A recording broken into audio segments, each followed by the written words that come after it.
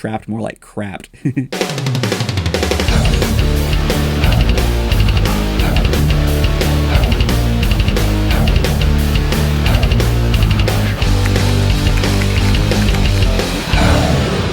Hey guys, RanterInShades here, exercising my First Amendment rights vlog style. If you ask me what my favorite video I've made throughout my time on YouTube was, one video that would definitely be in the running would be my Buddy Nielsen video. The video mainly centered around Buddy dedicating significant portions of Census Fail's live sets along with the band's social media to going on long-winded left-wing ramblings and complaining about people not liking it. It's not as politically charged as some people might think it is, and I think I provided some good insight when it came to voicing my perspective on how he was acting.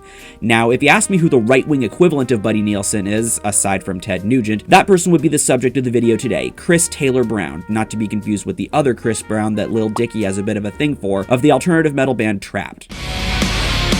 So go on and cry me a river. Don't say this will haunt you forever. It never did, it never will. I'll start this video out by clarifying that I do not hate Trapt at all. I do actually like their first 4 albums. If I really hated them, I wouldn't have featured them in my favorite quote-unquote one-hit wonder bands video. Like everything else I've talked about in this series, this is just concerning bad PR because Trapt certainly has a history of it. From freebooting Rob Scallon, to crapping on local bands, to ranting on Facebook about Ilan Omar, to now. I should also clarify that I'm not making this video to crap on Trapt's political views. I didn't do that in the Buddy Nielsen video, so why would I do that here? As someone who identifies as centrist, it only makes sense if I give someone on the right a fair shake, because you're gonna see in this video that comparison's not for nothing. Like I said, I've known for a while that Trapt were kinda horrible with PR, to the point where I even dedicated time during their entry in the favorite quote-unquote one-hit wonder bands video to highlighting the infamous examples of it. Obviously that stuff didn't completely ruin the music for me, since I generally don't like when that happens, but it's the kind of stuff that should at the very least be acknowledged when it comes to your overall evaluation of the band. It wasn't until I saw those Ilan Omar rants that I noticed he was acting not entirely different from Buddy Nielsen. How, you ask? Again, I'm not talking in terms of politics, but rather their attitudes and social media presence. Like I said in the Buddy Nielsen video, band social media and live performances aren't exactly the places people go for political talk. Your social media should mainly be used for promoting your activity and giving updates relevant to it.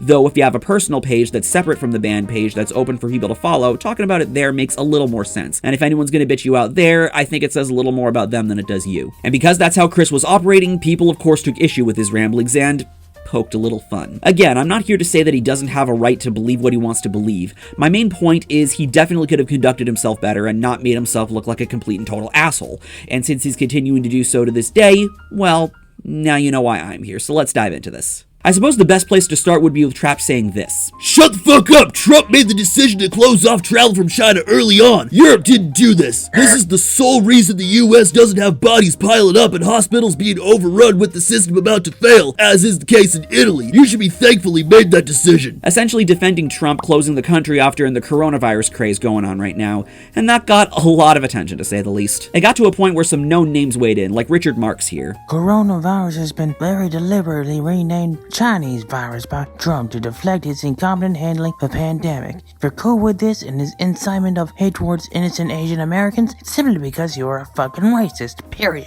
To be fair, I wouldn't go as far as to fling claims of racism just because they support Trump. I know plenty of people that are Trump supporters that I have not seen say or do anything that would imply that they hate all other races but their own. But here's what Trapt said in response. All you're doing is kissing left-wing mainstream media's ass. Very safe career move for you. Such a rebel dick. Fact is, the Chinese virus came from, wouldn't you know it, Wuhan, China. Just like China calls African swine flu that decimated China's pig pop. Hashtag virtue signal. That's fair, I guess? I don't know, but regardless, even if you were really taken aback by indirectly being called racist, and I say indirectly because notice how Trapt wasn't mentioned anywhere in there, that's not how I would have responded if I were in that situation. One thing Trapt likes doing in response to people is play the numbers game. Boy, gotta flex. Gotta flex, flex, flex. Enjoy your mediocre listeners' numbers for being a one-hit wonder from 18 years ago. Even Hoobastank does better on Spotify, with The Reason carrying them. Pure stupidity on your part to show off your racism and drive people away. We beat them by 1 million on Pandora. They beat us on Spotify. Both bands are doing great. You, on the other hand, your parents are so damn disappointed in you. You're such a sorry excuse for a man.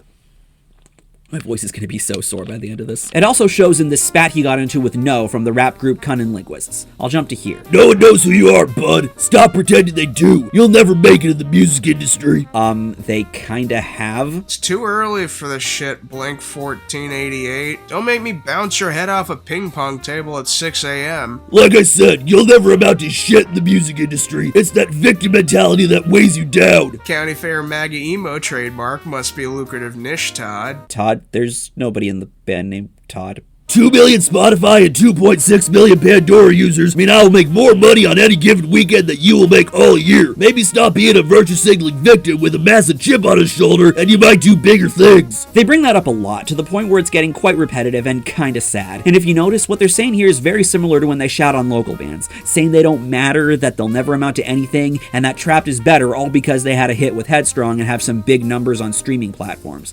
Now, am I saying that isn't impressive? No.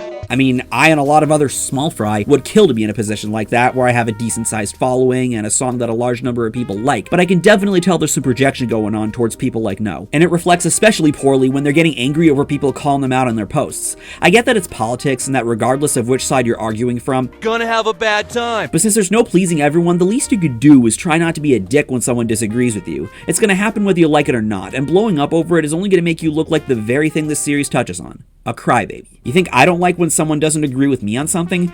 Whether it's politics or something entirely separate from it, it's just something we have to deal with. If someone doesn't agree with me on something, I try to understand where they might be coming from and decide if it makes sense or not. If it does, I'll let them know, even if it doesn't end in my mind being changed. If it doesn't make sense, I ask for further elaboration or clarification, or I respond with my own perspective in the most polite and honest way that I can. I only get mean if the person says something that more or less prompts me to, but I try to keep from getting to that point because it's just not fun. If it ends in agreeing to disagree and nobody's mind is changed, that's great, and it shows a lot of maturity on both sides. From there, a number of big names in the rock and metal scene decide to hop on board. Paulo Gregoletto, the bassist of Trivium, Eric Vandlerberg, one of the vocalists in I Prevail, Elijah Witt, the vocalist of Cane Hill, Jared Dines, who had Phil Labonte, the vocalist in All That Remains, as well as Jason Richardson both comment on it, and quite a number of others. One prominent part of the saga was when Tilian Pearson, the vocalist of Dance Gavin Dance, entered. It must feel really good to be so relevant in the music scene after all these years, pumping out hit after hit. I hope Trapt's consistent and smashing success will one day contribute to you finally losing your virginity. Dickish, maybe. The virginity part was a little too internet tough guy for my liking, but here's Trapt's response. Oh, fuck you and you're totally gay, as in happy band. Nice save there, mate. You haven't had any hits. Oh, and Trapt kicks your ass on all streaming platforms, you bitch. Come say any of this to my face. Again, bringing up streaming stats because it's the only way he can feel at all good about himself, along with a nice fun little thread at the end. Because remember, Trapt are badass. You don't want to mess with them, you soy boy punk. Tilian then plays along with his logic by saying, Not that it matters, but on a yearly basis, we absolutely shred you in total streams, album sales, and ticket sales. You have inflated numbers on unique listeners because people listen to your one song and change it immediately. I could argue semantics with the one song thing, but that wouldn't change the fact that the majority of Trapt's streams are for their main hit, Headstrong. Dude, your streaming numbers are nothing compared to Trapt, you little bitch.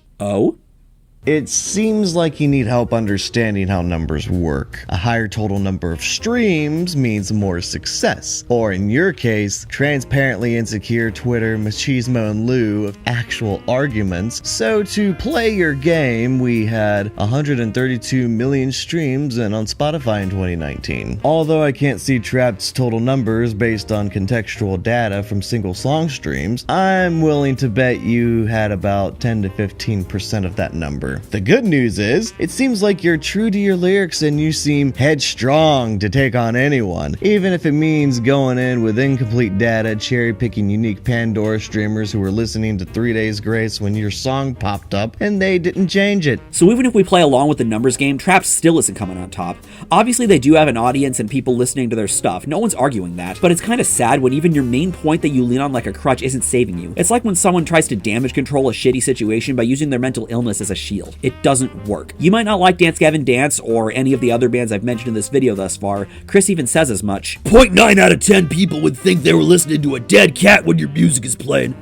Your voice would be the main issue. I will dance circles around your shitty voice. Nice pun there. Do you understand how many people hear your voice and equate it to nails on a chalkboard? You are fucking horrible. Never seen your live show, but you must do something extra to make up for your absolutely horrible voice. But they've clearly shown to trump you in relevance, whether you like it or not, and the numbers game changes nothing. Again, Chris is projecting his insecurities onto these people stepping to him. I know people really don't like when this argument is made because it's associated with teeny bopper fangirls, but hear me out. I honestly think Chris might be a little... what's the word? Jealous.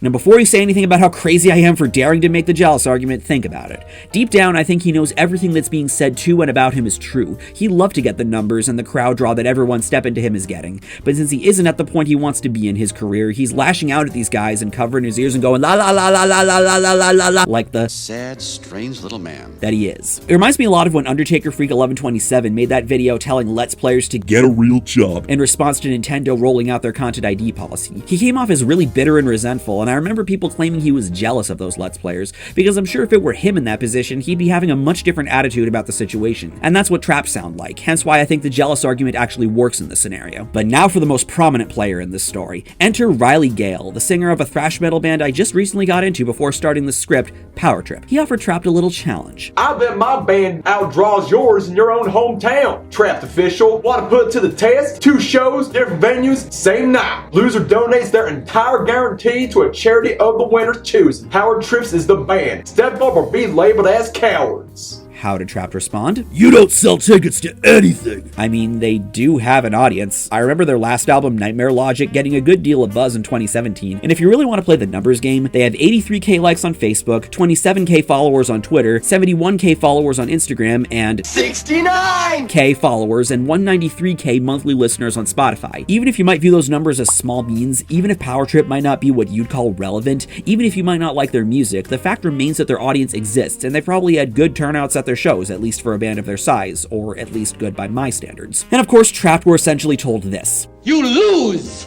Good day, sir! Motherfuckers played in front of 12 people in Ottawa at the godforsaken Brass Monkey 2 weeks ago and had the audacity to talk shit. Power Trip filled the same venue up 3 years ago, LMAO. I don't know if this person's exaggerating or not, but regardless, here's how Trapt responded. There were a lot more people there than that on a Monday during coronavirus time, you dumb fuck. I suppose blaming the coronavirus is fair enough, considering people are being told to stay at home and only leave for essentials such as groceries, and bands left and right have been postponing or even canceling their tours for spring this year, including the Dragon Force show I was going to be seeing earlier this month. But Riley's point was that Power Trip is more relevant, or at least that they draw bigger crowds, and to prove that, he posted a side-by-side comparison of their crowds and said this. Us versus you, same time last year. What's up now, Trapt official? And after Trapt said this, Buddy, your band is never going to do anything ever. You'll forever be scraping by. This is why you're a Bernie bitch. let me sidetrack a little by asking, what does Bernie Sanders have to do with anything here? This has nothing to do with politics, so don't shoehorn it in. Anyway, Riley then furthered his point by saying, Oh, that's all weird. I'd call countless US headliners and European tours and get flown over to Indonesia for the first time last year. Just to headline a festival of 8K plus people is more than anything. But keep it on the challenge, pal, cause you know you've already lost, partner. Oh, and we don't rely nor cares about streaming income. Wanna know why? Because people come to our shows. We move plenty of merch, records, CDs, and tapes. A lot of them. You can ask Dark Operative for the numbers if you want to compare. Goddamn robots can't even buy vinyl, for Christ's sakes. Winky face. Here's another funny part. I thought this Power Trip band was some local band. Okay, so you have a metal label promoting you, and you play for the same metalheads who go to all the same fucking metal shows. Why can you only do numbers in the Bay Area? Your Spotify and Pandora numbers are low AF. I smell a move in the goalpost fallacy there. This to me is more projecting, because I could argue that what Chris is describing about those same metalheads who go to the same metal shows is pretty much Trapt's audience. I could say the same about a number of alt metal bands from that early 2000s era, like Saliva, Soil, Taproot, Spineshank, Crossfade, Cold, Edema, Il Nino, Head PE, Slaves on Dope, and so much more. You go to a show of one of those bands and it's mostly like rednecks and wine moms there, so you're really one to talk there. Again, not saying this to talk shit, because I am a new / alt metal fan and do like material from all these bands. You can find all these names in my Music I Like video. I might like the music, but my point is that they don't have the relevance and pull that a band like Power Trip has in the here and now, and Chris is projecting onto Riley because he knows this to be true. Also, just because you've never heard of a band doesn't necessarily mean that they're local or that they're beneath you. It just means you've never heard of them. Check Power Trip out. They've got some good stuff. If you're not a fan of thrash metal, if it's just not your thing, that's fine. But that's no excuse to talk about them the way that you have. It makes you come across as ignorant and out of touch. And I'd think a band like Trapt would know that better than anyone, considering they're from the era where the true versus false metal bullshit was prevalent and shitting on nu metal was trendy. To cap this off, let's look at Trapt's response to the Loudwire article that's linked in the description that I got most of these tweets from. Unreal that Loudwire would come at Trapt like this. Saying it does no one any good to think of themselves as victims is not racist. Refusing to see white privilege as a thing is not racist. Not racist. As much as I might agree with that, since I'm someone that views privilege as more of a class thing, and I'm kind of an example of that, this whining is not helping you in looking dignified. This attitude is reflecting worse on you than Loudwire, who are just simply showing tweets and not much else. Calling a virus that started in China a Chinese virus is not xenophobic, it's accurate. We had CNN, MSNBC calling it the Wuhan virus just a month ago. Now it's racist to say China virus? Wow, some people in this country are losing it. Then Loudwire wants to say that the whole rock and metal community has destroyed Trapt? Really? Really, Loudwire? They destroyed us by saying they could sell more tickets to shows? Hey, you're the one that wanted to bring your Spotify and Pandora numbers into the mix because it's higher than the turnout to your shows. What they're saying is that they outnumbered you in both areas. They used your logic against you, as is necessary in a debate. I can agree that the whole community destroyed us thing is total clickbait. Welcome to the internet. But with regards to everything we've seen here, that's kind of what happened, bro. Sorry to say. The same 1 to 2K people in every city go to every show in those scenes. Trapt is fortunate enough to not even have to tour because so many people stream our music. A lot more than any of these bands claiming to have destroyed the band get. Oh yes, you're totally able to live off just streaming income. You've really adapted well to the current industry model, and these plebs just need to get on your level. How much do artists earn per stream on Spotify again? $0.006 to $0.0084. Just like I said in my Glenn Fricker video, it's a fraction of a cent per stream. So let's multiply $0.0084, just to be generous, by 2 million.